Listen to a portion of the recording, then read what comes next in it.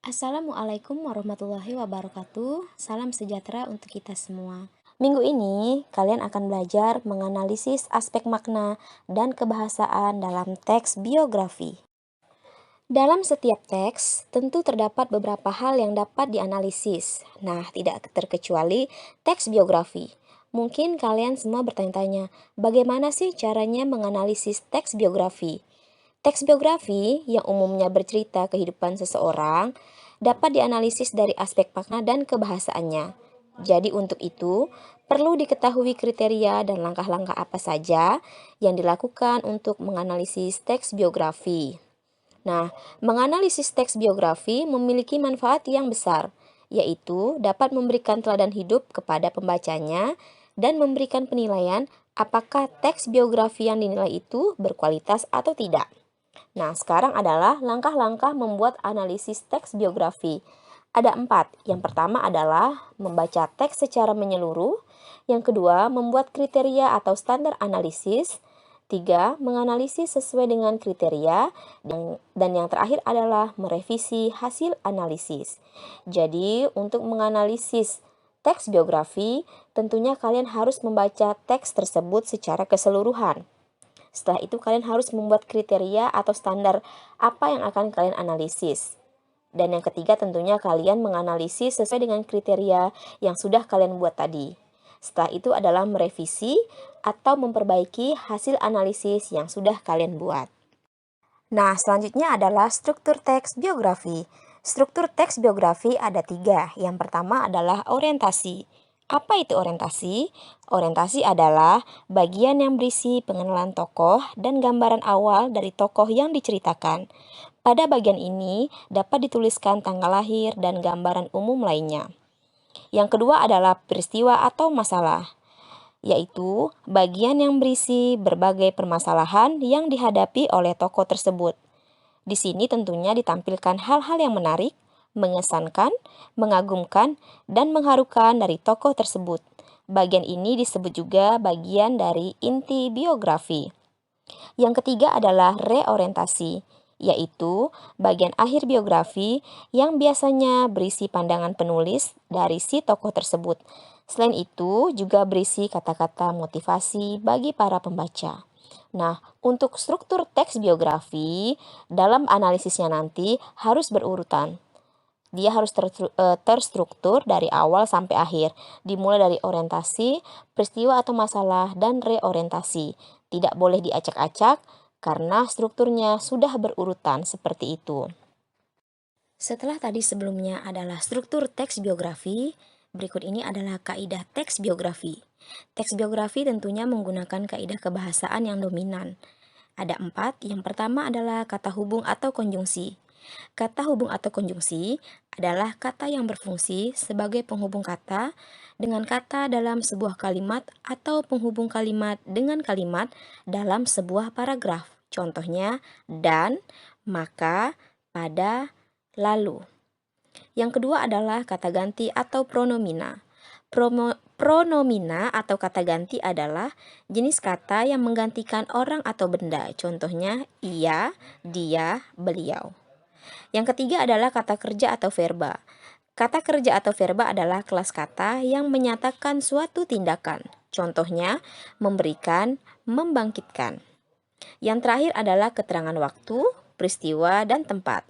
Kata yang menyatakan waktu, peristiwa, atau kegiatan tempat, contohnya adalah pada 2 Mei 1889 di Yogyakarta.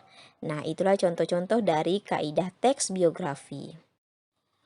Setelah kalian memahami struktur dan kaidah teks, analisis dapat dilakukan dengan menggunakan kriteria makna. Makna yang dimaksud adalah dapat berupa makna kata, kalimat, dan tentu saja paragraf. Berikut adalah analisis teks biografi berdasarkan struktur, kaidah, dan makna. Struktur teks biografi Ki Hajar Dewantara. Nah, di situ ada tabel, ada struktur dan penjelasannya.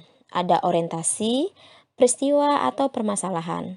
Mohon maaf apabila tidak terlihat jelas, tapi Ibu berharap kalian masih bisa membacanya. Nah, seperti yang sudah tadi jelaskan bahwa orientasi letaknya selalu di awal. Orientasi biasanya berisi tentang bagian yang berisi pengenalan tokoh dan gambaran awal dari tokoh yang diceritakan. Nah, di situ bisa kalian sesuaikan orientasi dengan isi dari teks biografi. Karena teks biografi tersebut adalah Ki Hajar Dewantara, maka pada orientasi tentunya pengenalan tokoh dan gambaran awal dari tokoh tersebut adalah Ki Hajar Dewantara itu sendiri. Nah, yang kedua adalah peristiwa atau masalah. Tadi juga sudah Ibu jelaskan bahwa peristiwa atau masalah berisi bagian yang berisi berbagai permasalahan yang dihadapi oleh tokoh. Jadi, bagian ini disebut juga bagian dari inti biografi. Tentunya, dalam peristiwa atau permasalahan, hal yang dipaparkan atau penjelasannya lebih banyak atau lebih panjang daripada orientasi. Di situ bisa dipilihkan hal-hal menarik apa saja, mengesankan, atau mengagumkan dari seorang Ki Hajar Dewantara.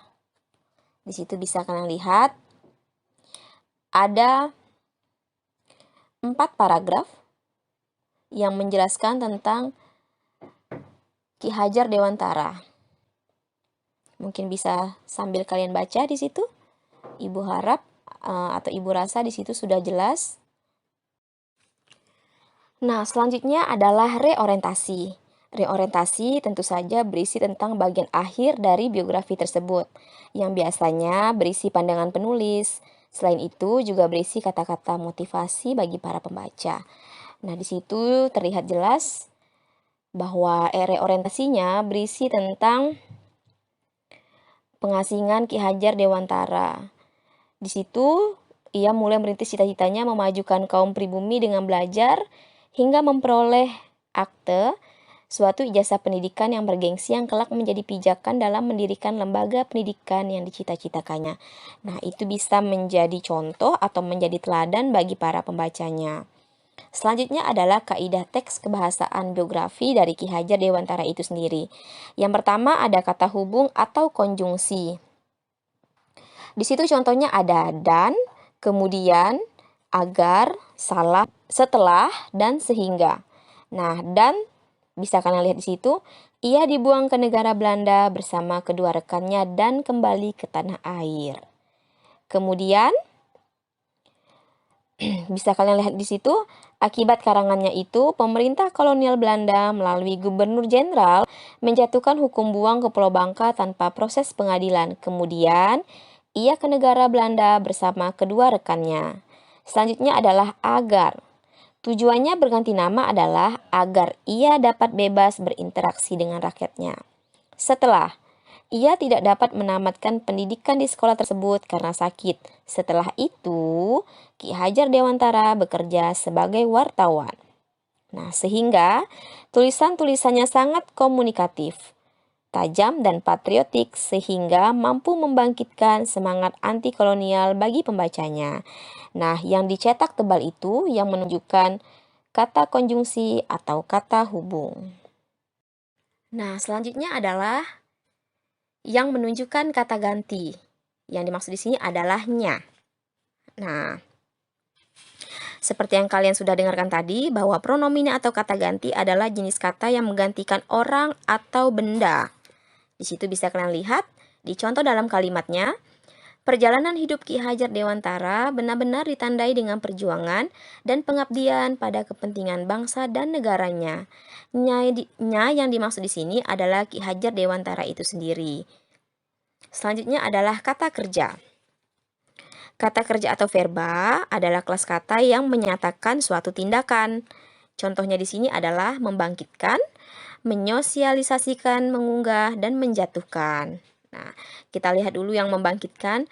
Tulisan-tulisannya sangat komunikatif, tajam, dan patriotik sehingga mampu membangkitkan semangat anti kolonial bagi pembacanya. Yang kedua, ia aktif di seksi propaganda Budi Utomo untuk menyosialisasikan dan mengunggah kesadaran masyarakat Indonesia. Yang terakhir adalah menjatuhkan. Pemerintah kolonial Belanda melalui Gubernur Jenderal Edinburgh menjatuhkan hukuman buang ke Pulau Bangka tanpa proses pengadilan. Jadi itu contoh dari kata kerjanya dan contoh dalam kalimatnya. Selanjutnya adalah analisis waktu, peristiwa, dan tempat pada teks biografi Ki Hajar Dewantara. Di situ ada waktu, peristiwa, dan tempat. Waktunya tanggal 2 Mei 1889. Peristiwanya adalah tentu saja kelahiran dari Ki Hajar Dewantara. Tempatnya adalah di Yogyakarta. Waktu yang kedua adalah tahun 1908. Peristiwanya adalah Ki Hajar Dewantara aktif di organisasi. Tempatnya adalah di Indonesia. Yang ketiga adalah waktunya setelah membentuk Komite Bumi Putra. Peristiwanya pada saat hukum buang, kejadiannya di Bangka.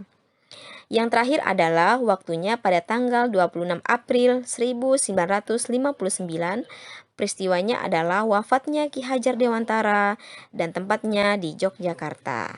Nah, itulah analisis waktu, peristiwa, tempat pada teks biografi Ki Hajar Dewantara.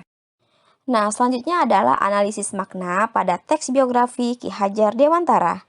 Ada 3 contoh kalimat dan ada 3 makna. Di situ sudah terlihat jelas, bisa sambil kalian baca. Sambil ibu menjelaskan, sambil kalian membacanya. Nah, contoh kalimat yang pertama adalah Ki Hajar Dewantara aktif dalam organisasi sosial dan politik. Sejak berdirinya Budi Utomo tahun 1908, ia aktif di seksi propaganda untuk menyosialisasikan dan menggugah kesadaran masyarakat Indonesia. Jadi maknanya adalah Ki Hajar Dewantara sebagai aktivis dari sebuah organisasi. Yang kedua adalah, ia tidak dapat menamatkan pendidikan di sekolah tersebut karena sakit. Setelah itu, Ki Hajar Dewantara bekerja sebagai wartawan di beberapa surat kabar. Maknanya adalah Ki Hajar Dewantara sebagai wartawan yang produktif. Yang ketiga adalah tulisan-tulisannya sangat komunikatif, tajam, dan patriotik, sehingga mampu membangkitkan semangat anti-kolonial bagi pembacanya. Maknanya adalah Ki Hajar Dewantara pejuang yang sangat gigih. Nah, pada teks ini, khususnya pada analisis makna, kalian dapat mencari kata-kata yang tentunya dapat menjadi teladan atau contoh bagi yang membaca teks tersebut.